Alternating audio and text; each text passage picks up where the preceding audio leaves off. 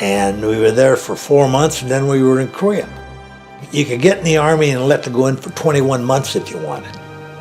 So I just wanted to be in there the shortest time. The Navy was 3 years, Coast Guard was 3 or 4 years, Air Force was 4 years, but I wanted to get it over with quick, so I was in the Army 21 months and 23 days. You had MSOs in the Army back in those days. My job was a rifleman.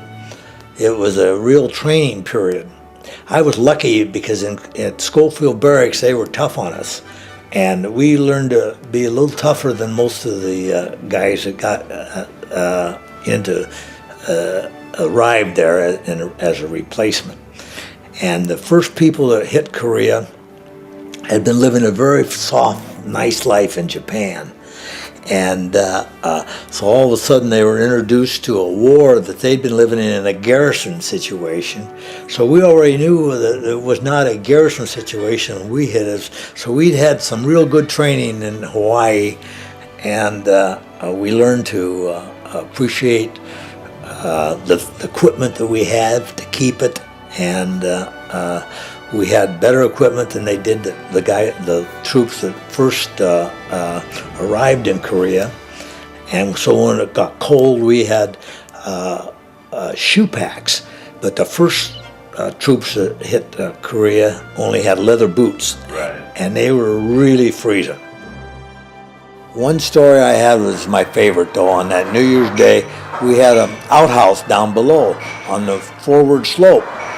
And forward slope because there wouldn't be anybody walking down there, and that's where and I went down there on the day before New Year's, and I think somebody had watched me there, and they took a nice pot shot at me, and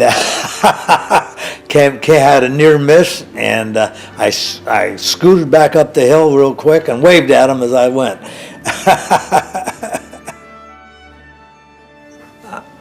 Many of my friends, when I was in Seattle, joined the Marine Reserve. And there was a company down on Lake Union that was in the Marine Reserve, and they all went to Korea right off the bat. And they lost a lot of those young guys, and they were ill-prepared for the situation they got into. My friend, I turned the clocks up and back and forth, he got hit. And so I carried him piggyback down the mountain. And anyway, that was a very important part of my life, even though it only lasted maybe 7 months, you know, the things you look at and all that. I was kind of lucky. I was in 3 different organizations in Korea, and I never stayed there long enough to get any rank.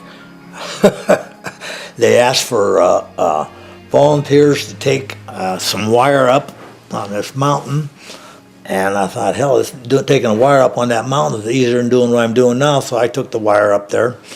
And after that, for a while, I got to be a guy that was doing that a little bit. And then they asked for volunteers to join a special platoon. So I got out of the rifleman to be the wireman. So then I volunteered for a special platoon that we only had to run patrols at night.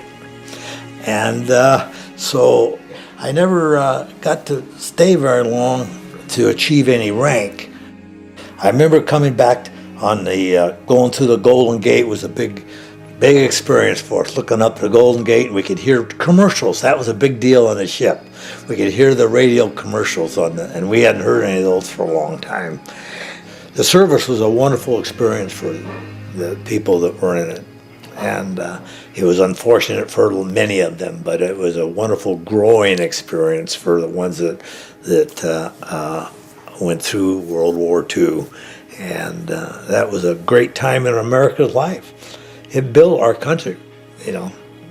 We became the superpower from the greatest generation.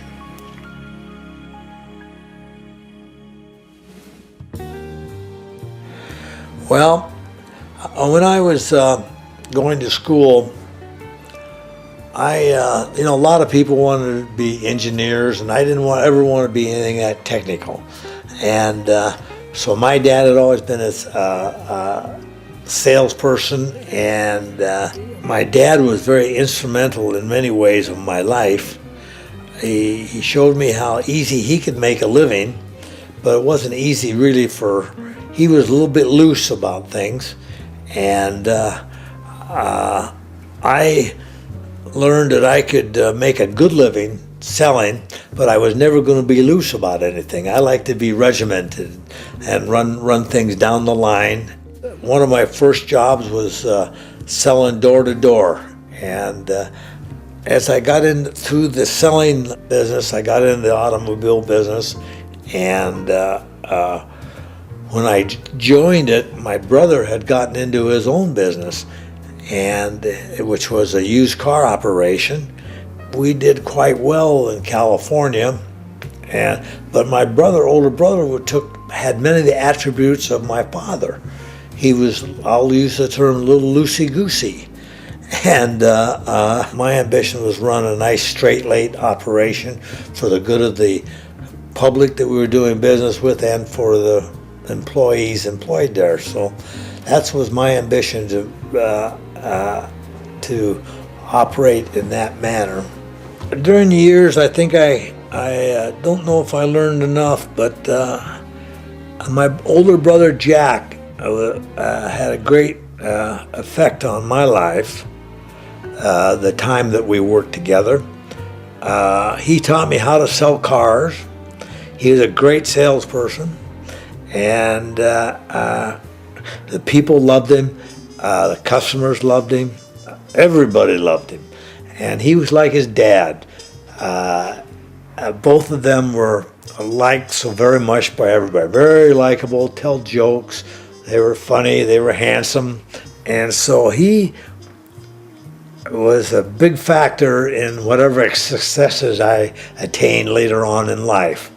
And so I think that Jack was probably the biggest factor in changing my direction. And when I went down to California to join my older brother, I'd been working at Boeing Airplane Company at nights, 8 hours, and going to school for 3 or 4 hours a day. That was nice. I was making real good money, and I was on a GI Bill. But I decided that when I went temporarily to California and learned that I could make in one day what I earned in 1 week at Boeing Airplane Company, it changed my life. Yeah, he and I had a great philosophy. We never liked a business card.